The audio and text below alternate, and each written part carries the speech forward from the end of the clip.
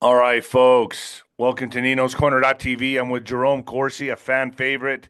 Jerome, thank you so much for joining me. I haven't talked to you since before the Charlie Kirk assassination, and I've been really wanting to get your input on all this and what's going on in America right now. It seems like there's so much polarization, so much division. There's people coming out all over social media, it's crazy videos talking about how they're celebrating it.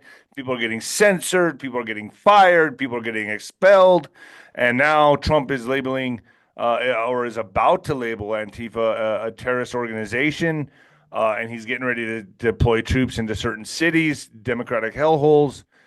Wow, I mean, we are there, right?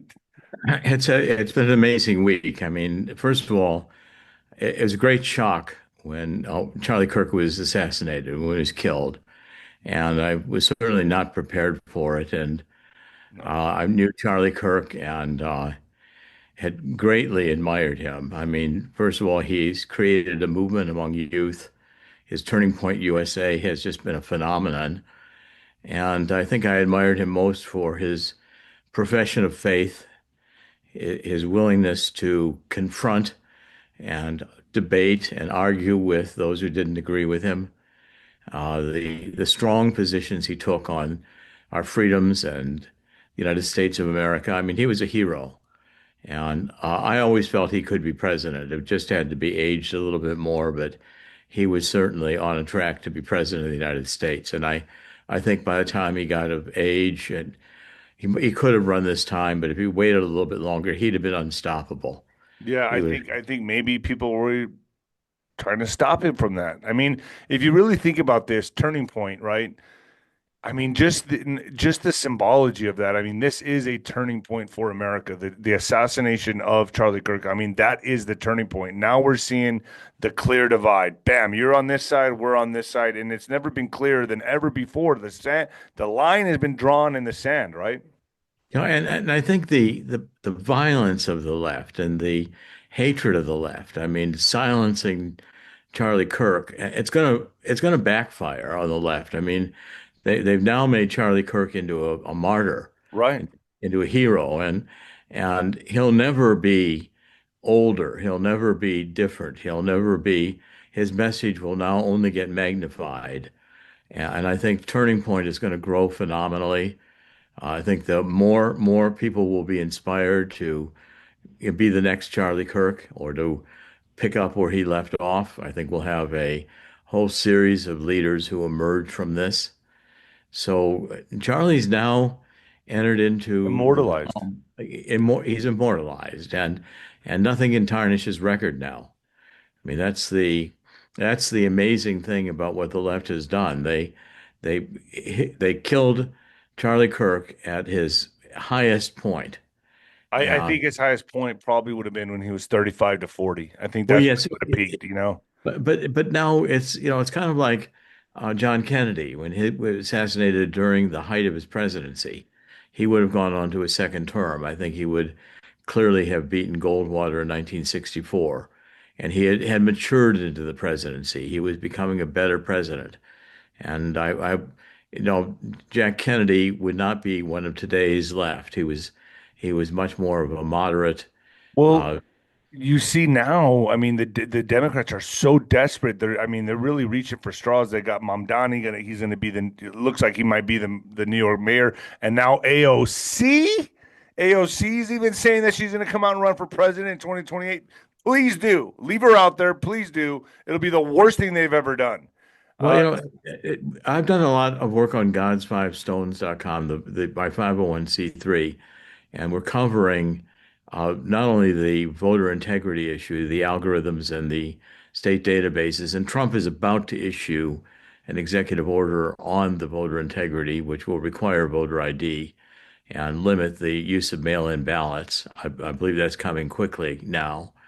And God's Five Stones, if you could put that up there, we're covering Act I'll Blue. put that down below. Absolutely, folks. And We're let me just going to start covering. We're going to start covering the Charlie Kirk assassination because I think there's a lot more that's going to come out on this.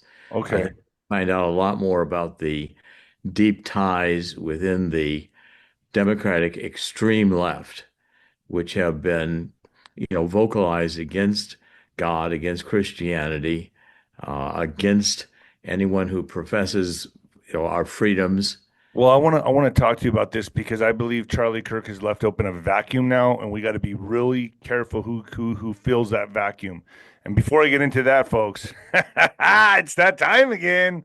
BioTrust Collagen, a 2025 survey found that over half of the U.S. adults are concerned about how fast their skin is aging, and 40% fixate on random wrinkles or dark spots. If that sounds like you, you're not alone. More and more people are noticing visible changes in their skin far earlier than expected. This is why I use my secret anti-aging weapon. I'm sorry, I got to put you through this. This is why I'm using my secret anti-aging weapon. I'm obsessed with the changes I've noticed in my skin. It provides my skin with the 5 must-have types of premium collagen needed to help reduce wrinkles, folks. Since taking it, I've experienced smoother skin, more elasticity, fewer fine lines, and a more youthful glow. Plus, it mixes smoothly with my coffee or tea with no taste and no clumps. Be sure to grab a bag of Aegis Multi-Collagen now. 51% off if you do it today, folks. Get down there and do it. Get busy. Look young. What do you think? You think I look pretty young for 48? I just turned 48. Yeah, you look pretty good. I mean, it looks good to me. I can't believe it. Maybe I send me some of that. I mean, Yeah, it's good stuff, man. No, it works great. It works great. yeah. All right, Yeah, so let's get into the vacuum that I predict here. right. So I just feel like, and I know you're on board with this as well, like this is a spiritual fight. This is a spiritual war. And Yes, I it feel is. everything before it manifests here in the three-dimensional realm, in this reality, everything has to be done in the fifth dimension, in the spiritual fight, right? So I feel like this vacuum has opened up, and now I'm seeing certain personalities, and I'm not talking about bad about them, but like Milo Yiannopoulos, Ben Shapiro coming out saying, they're going to take up the torch and lead the way. Milo Yiannopoulos is coming out of a 8 or 9 year retirement, and I think to myself, nobody is going to replace Charlie Kirk. He was preaching on Christianity and the nuclear family, which was so important. He was having college kids, and women, especially young women, think, wait a minute. The whole thing that's been preached for the last few decades is independence, your job, your profession. You don't need a man. All of a sudden, Charlie Kirk's preaching, no, you need a man. You need a husband. You need a family. That's real happiness. And it had them thinking, and all these other people that might fill that vacuum are not going to be preaching that, man. They are not going to be preaching that. So we're never going to get another Charlie Kirk. If we do, it will come from someone we're not seeing right now because, all the people that you mentioned, Ben Shapiro, yeah, all these people already have an identity out in the, the media and in the political space. I'll tell you, it does though reinforce my determination to continue because Charlie's themes were my themes. I worked with Phyllis Schlafly very strongly, opposing Who's that? the Phyllis Schlafly, great conservative woman who Good. opposed the Equal Rights Amendment, and she was very much against feminism. She believed that women have a special gift from God to be able to bring life into the world, Yeah. It's a and superpower that we don't have, that and men it's don't have. and it's a spirituality. It's a gift of God to be able to give birth. Right. Men, we can't experience it. Right. I have a daughter who's now expecting twins, and Wow. it's such a great gift. It's hard even to imagine that a woman's body produces a baby and gives life, and we all come here through the womb of a woman. And A it's portal, right? it's a portal. It's a portal, and so this is a spiritual place. And women, I think Charlie had a great marriage. I mean, to see his children running to him and the love that they had and the closeness that they had, it's a tremendous tragedy. Those children have to be raised without him. But the point is that whoever follows in this leadership is going to have to follow with Charlie's themes, not with Ben Shapiro's themes or anybody else's themes. And they're not going to be LGBT themes. They're going to be themes that are themes of going back to traditional values, biblical themes, But do you I mean, see? I don't. I just those are such large shoes to fill. I mean, the guy, the way he debated, he would take your question, read it back to you, make sure you're presenting it the way he sees it, he's interpreting it, then dissect the question, and then give it back to you and make you look like an idiot. I mean, the guy well, was very, very fine tuned. he was first of all highly intelligent, and he had good training, he had good experience, and a lot of mentors that helped him along the way and gave him insight into what his mission really was. But he was quite talented, very smart, unafraid. He had a charisma. He was easy to listen to, and just charismatic. I mean, he excited a whole audience, and they had great productions around him, and he was always had huge audiences. But I think the movement is now going to bloom and blossom and really expand because I think that this is making a deep impact. And the left, I mean, the Democratic Party is imploding. It's self-destructing. The themes that they're representing, anyone who would dare to applaud Charlie Kirk's death is just going to destroy their own career. But And by him dying, he's shined more of a light on his speeches. Now they're getting even more yes, millions of views. More kids are like looking at him and going, "Wait, what is this?" Their attention is now focused on what he was saying. So, yes. to be honest, I mean, this is going to sound terrible to a lot of my viewers and probably maybe even to you too, but his death may have done more for him than him being alive. I mean, I'd love to say like he could have been president, blah blah blah, but maybe this now has immortalized him, made him a martyr. People are going to always be able to go back on his videos, listen to his speeches, listen to his debates, and he's immortalized now. But I mean, would I've loved to see him be president and this and that? But yeah, but he still would have been. It still would have been that tug of war. But now more people are more focused and gravitating towards Charlie Kirk and watching his material than ever before. I agree, and I have also a view on this because of my age, my experience. I feel that God's God's timing and God's will is not necessarily something we understand, and so God removing him at this point in his life means that he's now a permanent martyr. He's a permanent fixture, and it only magnifies his message. It only magnifies his impact. And so he now enters into kind of a higher level of the greats of the conservative movement, of those who really did profess the Bible and who understood politics and family and the need of the values of America, our fundamental freedoms. So a whole generation that might otherwise have drifted or been lost, I think suddenly gains inspiration from Charlie Kirk in a way that never would have happened before. So God's timing of taking Charlie when he did has to be seen from a divine purpose, in my point of view, and that is to strengthen Charlie's message right at this time in this moment in history when it needs to impact an entire generation that's coming of age and will shortly be taking over positions of power in America, positions in business, forming families. And Do you Charlie Kirk, believe do you believe that Charlie Kirk, I mean, we could say he saved the generation, really. I mean, do you yes, believe like it seemed like Generation Z was so lost, right? And so now do you feel like maybe I don't know, do you feel like maybe Generation Z and Generation Alpha will be witness to this turning point and become the most Christian conservative generations ever? I do. I think it's interesting that it's Turning Point, that it was the name of his organization. And clearly his assassination is a turning point in history. And it's one that I think is going to have a positive impact in large part because of its emotional nature. I mean, you see Charlie and his family, his wife Erica, the children, and your heart goes out for these children whose father was taken from them. And this is a great tragedy, but at the same time, it is a great inspiration. It's a great magnifying of his message and impacting people who might not have thought seriously about Charlie Kirk before this, because now your Turning Point's getting an extraordinary number of applications to come on universities.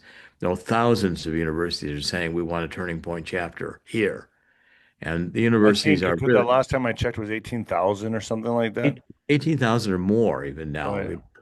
But the point is, our universities have gone so far left, they've become anti-American, they become anti-God. I mean, I left the universities. I would have a Harvard PhD in political science. I thought my career would be as a teacher in universities, but I only lasted about 10 years and did mostly federal research. I just found even in the 1980s, universities were too liberal for me and too leftist and becoming too Marxist and too anti-American. I mean, too anti-God. And They've become these indoctrination camps, breeding this type of behavior and mentality, right? I mean, I've always said Charlie Kirk went into these universities, these colleges, basically the viper den or the rabies infected dog den, trying to give reason and logic to these foaming mouthed dogs that just wanted to attack him at every turn. And he would still go out there with the decency and kindness to like, try to get through to them, expecting not to get bit. And he finally got bit. I mean, well, one of the books I wrote that I think is most impactful, especially right now, I've been talking about it and giving it the most thought, is this book I wrote called The Truth About Neo-Marxism, Cultural Maoism, and Anarchy. And I explain that the way the left has evolved Marxism into this radical Maoism is going to end up in anarchy. The left has just become nihilistic. It's become destruction. It wants to destroy everything that's good about America, wants to destroy all the values. I mean, when Charlie did debate these people, you could see their intensity, their anger, their hatred. And Charlie was great at exposing that. And now the Democratic Party, when, a Democratic Party to defeat itself, just give them a microphone almost anymore because, they want to, that what they want to do is they want to have, you know, sex changes on children who yeah. have I mean, but look at this picture I just put up, Jerome. This is yeah. going to be their desperate attempt. This is all they got. Well, if the AOC is going to run for president, I mean, the Democrats are going to have a harder time than they had with Kamala Harris Right. because she's even more extreme and more controversial. And She's a now bartender. She she's a was a bartender. bartender, a member of the squad who goes radical and goes, I mean, and has espoused every idea that, climate change. She's all over climate change and these ideas that I think becoming be understood were really political ideas from the Right. very Well, you can't say that beginning. on YouTube, so we'll just be careful of that one. But But the point is that if the Democratic Party is going to go to Ocasio-Cortez to be their candidate, and if they're going to run Mondami for mayor New of York New York, mayor. they become so far to the left that the American people aren't there. So, so would it be in our greater interest to just leave them out there like chum in the water? Yeah, I mean, You know what I just mean? Just let them keep doing this. Let them let them keep keep playing making these plays. let them keep doing it, and and I don't think they can be stopped because there's not a moderate faction in the Democratic Party any longer. Look, even Chuck Schumer, when you look at Chuck Schumer and the things he espouses, or Maxine Waters. Yeah. I mean, these people are so far out there, and okay, so the Democratic cities, and now Donald Trump is putting, the military into Democratic cities in order to get law and order. Well, most Americans want law and order. You don't want your cities to be completely overrun with crime and violence. Have you seen that the homeless are missing in cities like in Houston, Austin, No. other cities are starting to go missing? They're terrified. I've been watching a lot of YouTube videos on this where they're interviewing these homeless people that are like they look like a squirrel out and like paranoid. They look at all behind their shoulders to the left, to the right. They don't know what's coming. Their friends are missing. But they're saying that this all started happening under the Trump administration. Do you think this is part of the cleanup, and are they getting sent off to encampments, or what's going on? I think they're going to largely be taken care of. I mean, you're not going to be allowed to camp out in the cities where they destroy the cities. They create filth in the cities. They're doing drugs. I mean, it's Needles everywhere, crap, human feces. Who wants that? and the businesses can't survive. The buildings become empty downtown. The cities start going bankrupt because the economic base of the city is deteriorated. And these people aren't being helped. The Democrats aren't helping these people. They're exploiting them. They're giving them more needles. They're enabling them. And I think even minorities, I think Black Americans, Hispanic Americans are saying we want order. We want to know we can walk the streets of our cities without being assaulted and killed. We don't need to have any more of these radical illegal immigrants or people who have been released by democratic judges, even though they've committed crimes, out killing people in horrible ways, stabbing people, innocent people on subways. You know Trump, you know a lot of people within the administration. Can we talk about what's happening behind the scenes here, what you know is happening behind the scenes? I know that, and we go to ninoscorner.tv to do that, but what can you tell my YouTube audience right now? I mean, the National Guard is going into this, getting ready to go into what, most cities or just some cities? What's the plan here? It's going into quite a few cities. So, it started with Washington, D.C., and then now it's been expanded to Louisiana, to New Orleans. It's expanded to Memphis. Chicago is probably next. I'm sure that Do California you City. foresee any civil unrest, any fight, I mean, is it going to get pretty bad, like a civil war type bad, or? I don't think so. As I simultaneously see President Trump starting to declare Antifa to be a terrorist organization, I think he's going to start now looking hard at these radical leftist groups that are operating on Discord and other parts of the darker web where they're communicating and becoming revolutionary. I mean, the left is going revolutionary. The Democratic Party seems to have drifted beyond becoming socialist or communist to now becoming radical anarchist and violent. And so Donald, So now they're resorting to violence. We should expect more violence. yes, I've always said, it's one thing for these, the cells will be activated, but what about just the copycats out there that are just going to take matters into their own hands and just you're decide to going go to have shoot up a mall?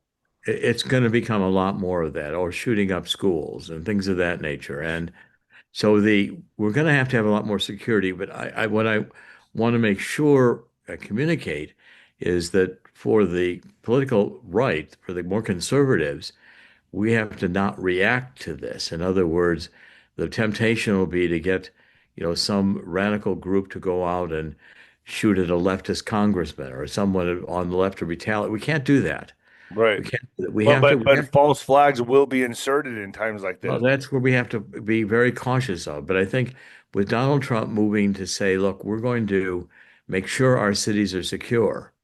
At the same time, the Department of Justice is going to be asked now to investigate some of the more radical groups, like the groups where this, supposed assassin of Charlie Kirk, this, Tyler Robinson, whatever, if he proves out and to be an actually the assassin. And again, that's going to have to be determined. We don't want to prejudge that until there's a trial and until we get all the evidence.